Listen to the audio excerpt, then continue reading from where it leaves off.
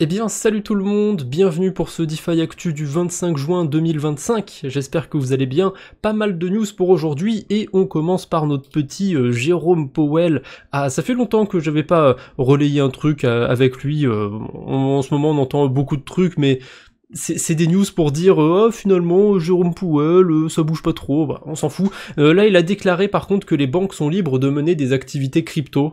C'est toujours pas non plus scandaleux ou sensationnel comme news, mais on va faire avec. Je vais passer outre les trucs autour de Trump et compagnie, j'ai rien mis de côté par rapport à ça. C'est saoulant, c'est toujours les mêmes histoires. Allez, ça bouge, il y a la guerre par-ci, il y a la guerre par-là. On enchaîne avec Circle Internet Group. Et oui, parce qu'ils sont en bourse depuis quelques temps et leur action est en train de stonks. Je sais plus à combien elle a été listée, mais depuis son listing, elle a dû faire un x5 facile, hein, peut-être même plus que ça encore.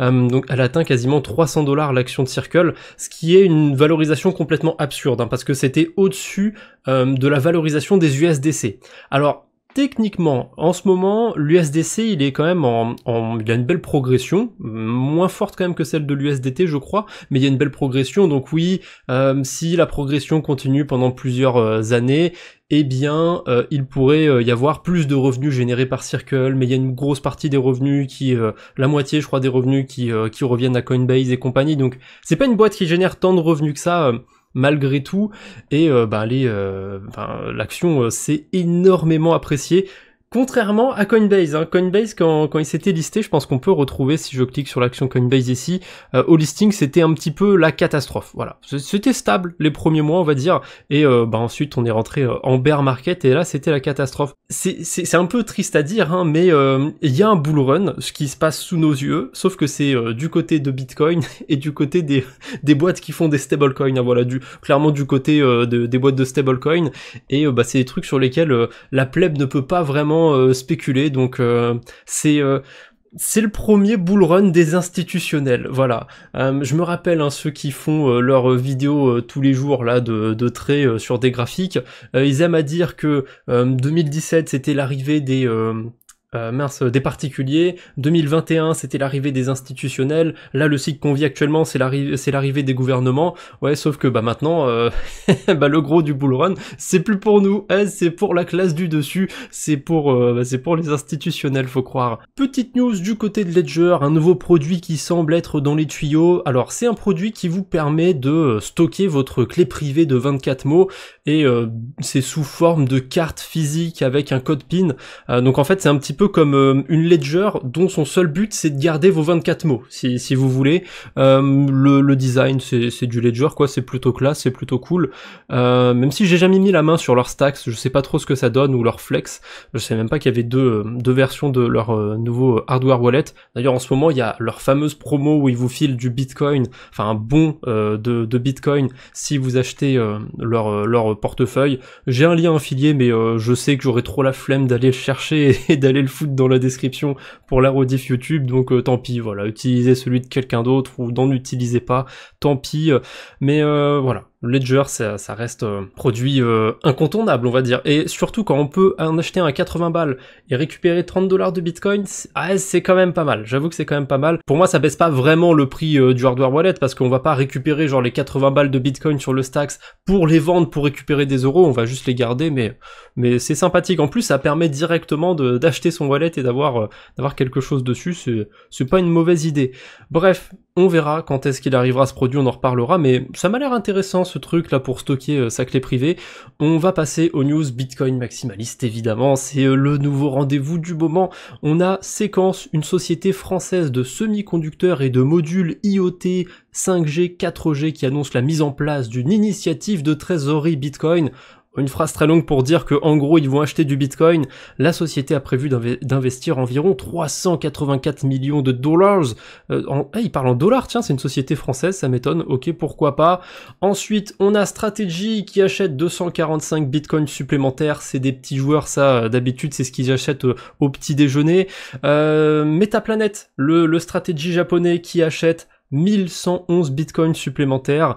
Ils étaient à 10 000 tout pile, maintenant ils sont à 11 111. J'ai l'impression qu'ils s'amusent juste à avoir des chiffres marrants. Voilà, c'est bienvenue dans le game des boîtes qui accumulent beaucoup de bitcoins. Ils s'amusent juste à faire des choses marrantes avec les bitcoins qu'ils achètent. Voilà, ils prennent que des quantités de chiffres marrants. Là, c'est l'invasion des 1, il y a que des 1, c'est incroyable.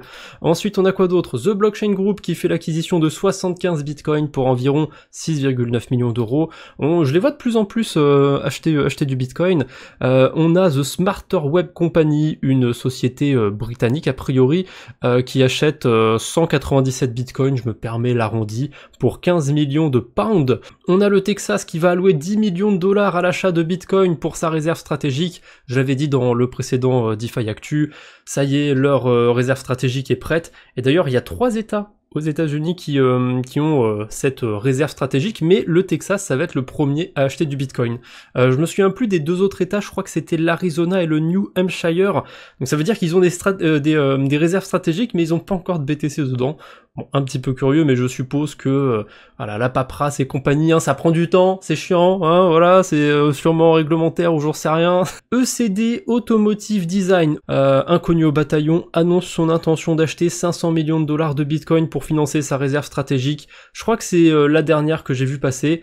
Ah oui, non, lui je l'ai mis de côté parce que forcément c'est Bitcoin, hein, 21 millions de Bitcoin, donc ils ont annoncé que les 21 premiers clients à acheter un véhicule en Bitcoin bénéficieront d'une réduction de 21 000 dollars. Eh, vous avez vu, on connaît le truc, hein, 21, c'est trop drôle. Pas grand chose de plus à dire. J'ai vu encore d'autres boîtes se mettre à acheter du Bitcoin ou vouloir potentiellement acheter du Bitcoin. Encore une fois, le plan de Michael Saylor a l'air quand même de se réaliser un petit peu. Je dis ça, je dis rien. À côté, on a des boîtes qui se mettent aussi à faire des réserves stratégiques sur Ethereum, sur Solana. Alors, j'ai pas vu de news par rapport à ça ces derniers jours. Pas de boîtes qui achètent du Solana ou de l'Ether. En tout cas, c'est peut-être arrivé, mais je ne l'ai pas vu sur mon fil. Par contre, je m'attendais pas à ça. Nanolabs, ils vont investir 500 millions de dollars sur BNB pour leur réserve stratégique de BNB. Pourquoi pas, à la limite, allez, pourquoi pas, c'est un token, c'est le token du plus gros exchange, enfin Binance c'est quand même assez large, c'est un token qui est mine de rien pas si volatile que ça. Pourquoi pas, allez, pourquoi pas, admettons. 500 millions de dollars, Nanolabs, Nano, ça existe encore. Peut-être que je confonds et que c'est pas ceux qui sont derrière la crypto Nano, mais je suis quasiment sûr que c'est eux. Attendez, je vais aller voir vite fait leur site. On va voir si c'est bien la crypto Nano. Alors, ça a pas l'air d'être la crypto Nano en fait. C'est juste un truc, c'est juste un homonyme. Ils ont juste l'air de s'appeler Nano aussi. Et ça a l'air d'être une société de semi-conducteurs, comme la société française que j'ai vue tout à l'heure, Séquence. Ok, ils ont l'air d'être dans le semi-conducteur en fait, ça a l'air de rien à voir avec avec la crypto Nano. Mais même le logo, il me disait quelque chose, je sais pas. Il y a quelque chose de curieux dans tout ça. Ou alors la crypto Nano, ils ont fait un virage à 90 degrés là, on change, on part de la crypto vers les semi-conducteurs, j'en sais rien. Bon. Peu importe, curieux cette news. Petite page drama, je vais peut-être m'attarder dessus plus tard dans le live, parce que oui, j'enregistre cette vidéo en live pour ceux qui regarderaient sur YouTube. N'hésitez pas à passer, c'est tous les mardis soirs à partir de 21h, des fois un petit peu en avance, des fois un petit peu en retard, ça dépend de mon humeur. Et voilà, si j'ai le temps, je parlerai un petit peu du drama autour de Knowledge Process. Un projet clairement scammy, hein, un projet clairement plus que borderline. Je vais pas trop m'attarder là dans la vidéo d'actu, mais globalement c'est un projet qui essaye de se vendre comme un truc pour accumuler des connaissances, etc. Un nouveau modèle éducatif basé sur un concept simple, proof to learn. C'est du blabla pour vendre un token et le site il est goldé, hein. Il y a un white paper qui est pas accessible, qui doit même pas exister d'ailleurs. Les mentions légales ne sont pas légales et quand on regarde tout en dessous du site, c'est même écrit au singulier, c'est écrit mention légale au singulier. Bref, il y a plein de trucs qui vont pas et on en reparlera probablement un petit peu dans le live pour ceux qui sont sur Twitch. Et pour ceux qui sont sur YouTube, il y aura probablement une autre rediffusion pour ce sujet. Bref, On enchaîne avec les mauvaises nouvelles du jour. Il n'y en a pas eu beaucoup, j'ai vu juste 2 sujets passer.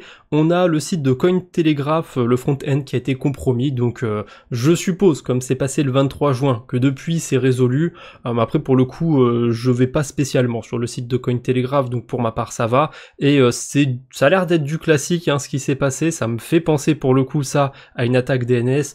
On se rend sur le site de Cointelegraph et d'un coup il y a un pop-up qui se lance. Oh regardez l'airdrop ICO de Cointelegraph. Connectez votre portefeuille pour le réclamer, vous êtes éligible. Et quand vous cliquez évidemment sur connecter le portefeuille, ça lance une transaction sur votre Rabbi, sur votre MetaMask. Et vous, si vous la signez, vous pouvez vous faire drainer. Bon, si vous avez MetaMask, vous n'allez pas vous en rendre compte. Si vous avez Rabbi, a priori vous allez vous en rendre compte que vous êtes en train de vous faire entourlouper. Donc utilisez Rabbi, juste utilisez Rabbi, MetaMask à la poubelle, tout simplement. Ça peut servir comme de secours de temps en temps, mais c'est de plus en plus rare. Je crois que ça fait plusieurs mois que je m'en suis pas servi de secours de MetaMask, et ça fait plaisir. Autre mauvaise nouvelle, c'est du côté de Trésor. Alors, je vais traduire le post parce que là, j'ai vraiment envie de faire aucun effort. Mise à jour importante, nous avons identifié un problème de sécurité dans lequel des attaquants ont abusé de notre formulaire de contact pour envoyer des emails frauduleux apparaissant comme des réponses d'assistance Trésor légitimes. Trésor, j'ai dit, bon, peu importe.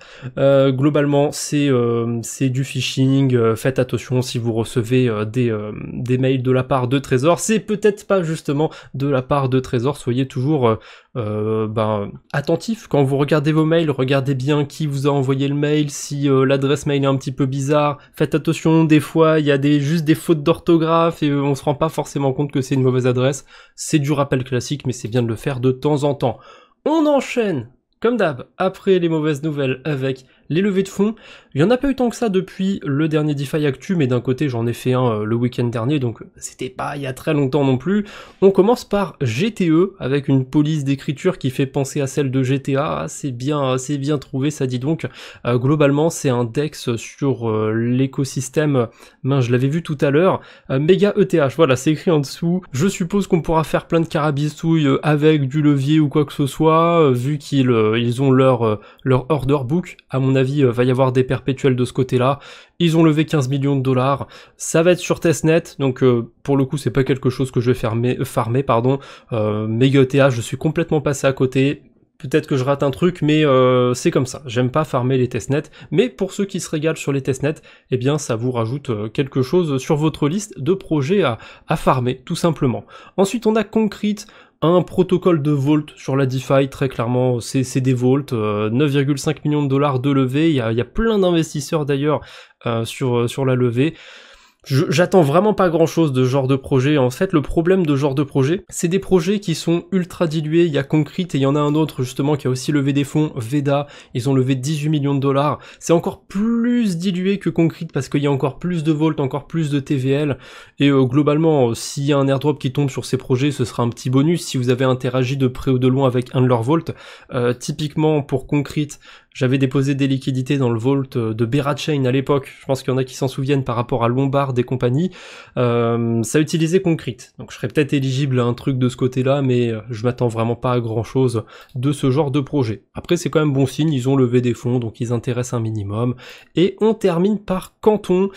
C'est pas très connu comme projet, et à mon avis, ça va rester comme ça pour la plèbe, on va dire, puisque c'est un projet qui vise clairement les institutionnels. C'est un layer one pour les institutionnels, voilà. Une blockchain pas très décentralisée, on va dire, mais c'est pas très grave, on leur demande pas d'être décentralisés. Et ils ont levé 135 millions de dollars. Ah, là, on a des grosses thunes sur la table. Et je vois que dans les investisseurs, il y a BNP Paribas. Ok, intéressant. Il y a aussi... il n'y a pas Société Générale dans les investisseurs là, mais je sais que Société Générale, ils ont tendance aussi à investir sur des projets crypto de temps en temps, ou en tout cas via leur filiale Forge. Sans transition, on passe à la Minute DeFi, quelques actualités qu'on va passer plus ou moins rapidement, et on commence par le GOAT GHZ qui continue de mettre à jour son outil autour des fundings. J'en avais parlé brièvement dans le dernier DeFi Actu, et ben c'est encore mieux que la dernière fois, donc allez lui donner de la force, vous aurez le lien dans la description, et pour ceux qui s'intéressent aux stratégies delta neutre, c'est un outil plutôt sympathique. Voilà, en un coup d'œil, on peut avoir quelques idées de stratégies à les mettre en place. Après, évidemment, plus les APR théoriques vont être élevés, plus il y a des chances que les stratégies ne durent pas sur du très long terme. Même si des fois, on est un petit peu surpris. Typiquement en novembre dernier, en novembre-décembre 2024, il y a des stratégies sur des meme coins qui ont duré plusieurs semaines, même un mois ou deux. Et honnêtement, quand c'est des stratégies à 100% APR qui durent un mois, c'est plutôt sympathique, mais faut quand même savoir chercher au bon endroit, on va dire. Donc l'outil de GAZ, vous l'avez dans la description. Toujours de la part de GAZ, j'ai vu partager cette news de chez Aptos. Alors Aptos, ils vont lancer quelque chose qui ressemble beaucoup à Walrus, hein. On s'inspire un petit peu de la concurrence. Ils vont lancer quelque chose qui s'appelle Shelby. Voilà, globalement c'est quelque chose pour autour de la donnée, pour stocker de la donnée, monétiser tout ça, blablabla. C'est la même chose que Walrus globalement sur Aptos. On enchaîne Terminal Finance, c'est un DEX qui va se lancer sur la blockchain Converge, donc c'est la blockchain d'Ethena, et j'ai oublié quel projet s'est mis avec Ethena, ça doit être Securitize ou un truc comme ça. Bref, grosse blockchain à portée un peu institutionnelle, et Terminal Finance, ils se vendent un petit peu comme le hub designé, le hub de liquidité, pardon, ah non c'est pas là, la marketplace pour les institutionnels. Donc on verra bien, je pense que ce sera farmable, ça pour... même par la plèbe, donc on en reparlera probablement de cet écosystème. Et ce qui est intéressant, je trouve, c'est que comme tout va tourner autour d'Ethena, tout va tourner aussi autour de leur stablecoin, l'USDE. Et il y a une version stakée de ce stablecoin. Donc il y a des chances qu'en laissant ces tokens sur certains DEX, certains perpétuels, on puisse générer des intérêts nativement, même quand nos liquidités ne servent à rien, elles sont pas posées sur des trades ou quoi que ce soit. Mais c'est pas non plus si nouveau, c'est déjà le cas sur Drift par exemple, sur Solana, où quand on dépose des USDC, en fait, ils peuvent être empruntés, et du coup ils génèrent des intérêts. Ensuite, on a Sky Ecosystem, donc ceux qui sont derrière l'USDS, qui est disponible maintenant sur Optimism. Ils se déploient sur la Superchain, enfin techniquement ils étaient déjà dessus puisque ils sont sur la blockchain base, mais voilà, ils arrivent sur Optimism, et mine de rien c'est un peu triste à dire je trouve, mais... Optimism, c'est un petit peu en perdition comme écosystème. J'étais, c'était il y a déjà quelques mois, mais j'étais passé sur la DeFi sur Optimism et ça donnait pas trop envie. À voir. Peut-être que je suis de mauvaise foi et que depuis il y a des trucs sympathiques qui sont lancés sur Optimism, mais j'ai l'impression que c'est très calme sur OP. Ils se focus un peu plus sur leur écosystème en gros, genre plutôt sur les blockchains autour. On a Panora qui tease une potentielle fonctionnalité, alors qu'est-ce que ça pourrait être? À mon avis, vu le dessin, on a Aptos au milieu et on a plein de blockchains autour. Ils vont se lancer, ils vont clairement lancer la possibilité de bridger l'USDC nativement sur leur interface, puisque je reconnais, c'est que des blockchains sur lesquels l'USDC est natif. Donc à mon avis, ils vont intégrer le bridge de Wormhole directement sur leur interface.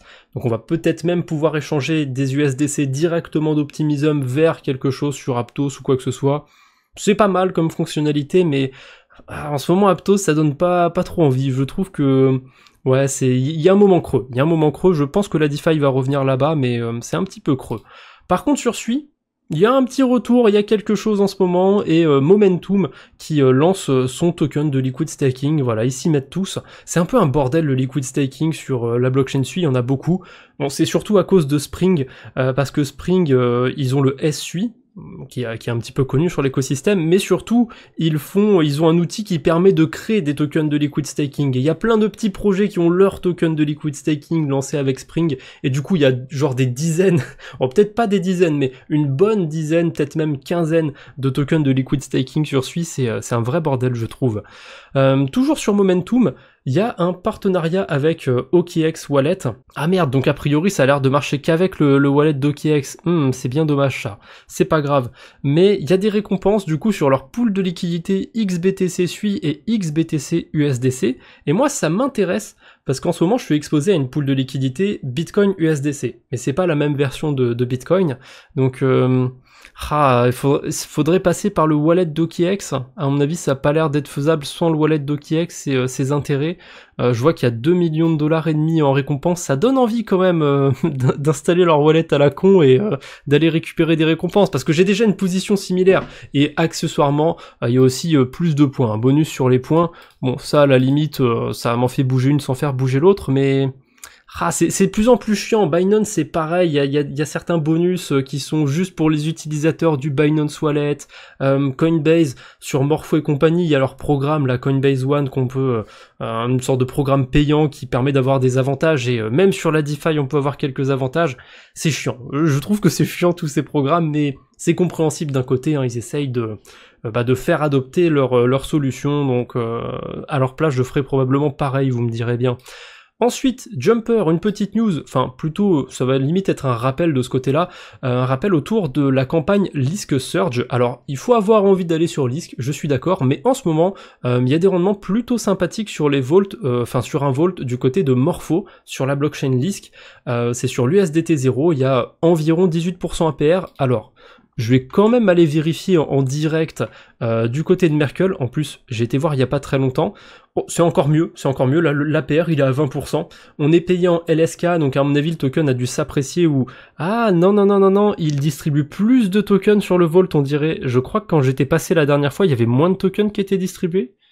Je sais pas trop. En tout cas, l'APR est un peu plus élevé que sur le poste, on est à 20% actuellement, et si je reviens sur les opportunités, en ce moment, il y a aussi un truc de fou furieux sur l'emprunt du SDT. Emprunter de l'USDT par-dessus de l'Ether, il y a pas la possibilité de le faire par-dessus de l'Ether staké? Ah non, c'est par-dessus de l'Ether normal, dommage, mais c'est payé 45%. C'est quand même plutôt croustillant, ça donne un petit peu envie de bouger mes Ethers sur Morpho et d'aller emprunter des USDT 0 à pas cher, c'est même plus que pas cher, à payer pour emprunter. Par contre, il n'y a pas trop de liquidité. Donc vous imitez pas tous dessus, laissez-moi de la place, laissez-moi une place confortable. Mais en tout cas, c'est plutôt sympathique ce qu'il y a à faire en ce moment du côté de Lisk. Même si il y a pas. L'avantage c'est qu'il n'y a pas grand monde dessus, donc forcément il y a des récompenses plutôt sympathiques. Du côté de Movement, ça arrive, oui, ça arrive même sur ce genre d'écosystème. Il y a une opportunité plus ou moins sympathique sur du lending, sur Joule Finance, ça va être sur l'USDT et l'USDC. Alors, le problème, c'est que pour bridger sur cet écosystème, à ma connaissance pour l'instant, c'est que depuis Ethereum.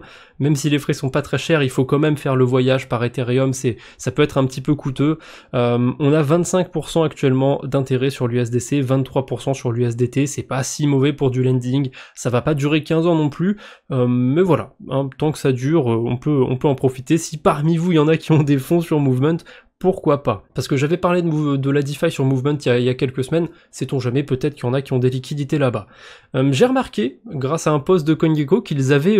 alors ils n'ont pas développé cet outil, ils intègrent juste l'outil de tokenomist, je crois que c'est eux, je crois que c'est ça le nom, et globalement c'est un outil qui permet de voir les prochains déblocages de tokens, et là dans la liste on a Eigenlayer. Alors normalement le déblocage d'Eigenlayer ça s'est fait au moment où j'enregistre le live, Optimism dans quelques jours, Camino aussi, et c'est 10% de la supply pour Camino, DYDX, Ethena, Resolve et Render. Donc dans les 2 prochaines semaines, on a des déblocages sur ces tokens. À part Camino, c'est des déblocages qui sont pas si énormes que ça, donc je m'en fais pas trop, honnêtement. On enchaîne avec un mini point airdrop, parce que j'ai vraiment pas beaucoup de news, et j'ai même pas mis de même du jour de côté, tiens, je viens d'y penser, tant pis, c'est pas grave, on fera 100.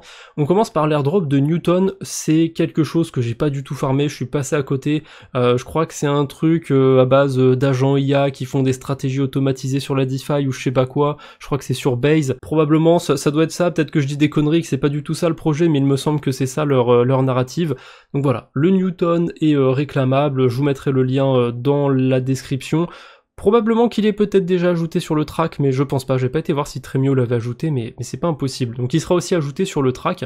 Tiens, je vais ouvrir ça vite fait. Non, par contre il y a Humanity, lui je l'avais pas mis de côté. Humanity aussi, le TGE est prévu le 25, le lien est déjà sur le track, et je rajouterai celui de Newton. Ensuite, la deuxième période des récompenses de staking de Wormhole est disponible. Ah, s'il y en a qui stake des tokens Wormhole, vous avez des petites récompenses. Alors je ne sais pas qui sont ces personnes, qui va staker des tokens Wormhole, mais admettons, pourquoi pas. Je pense même pas que ce soit intéressant de faire du Delta Note sur Wormhole. Je pense que les fundings sont pas terribles, mais bon. Comme quoi, parfois il y a des stratégies qui sont jouables sur ce genre de token. Ensuite, on a le TGE de Noon Capital qui arrive, le token va être lancé le 1er juillet. Par contre, ça va être un token de gouvernance. Le token ne sera pas échangeable, ça va être un petit peu comme pour Eigenlayer, quand ils avaient lancé leur token. Et on termine par Sonic. A priori, le token a été listé aujourd'hui, j'ai pas du tout suivi. J'ai même pas fait attention si l'airdrop dans la foulée avait été lancé, l'airdrop de la saison 1. Je vais aller vérifier ça en direct sur le compte de Sonic, il me semble pas avoir vu ça passer. Donc non, je pense que ça arrivera. Ils avaient dit que ça arriverait dans quelques semaines, donc il faut être encore un petit peu patient, et surtout par rapport à ce fameux airdrop qui est du yield farming déguisé, il y a un quart de l'allocation qui est récupérable tout de suite, et les 3 quarts restants qui seront récupérables sur 270 jours. Donc c'est un petit peu long, on verra ce que ça donnera, on en reparlera. Bon, pas de même du coup pour aujourd'hui, on va terminer les news brutalement d'un coup, j'espère que ça vous aura plu quand même, on se retrouve bientôt j'espère, d'ici là portez-vous bien, salut tout le monde!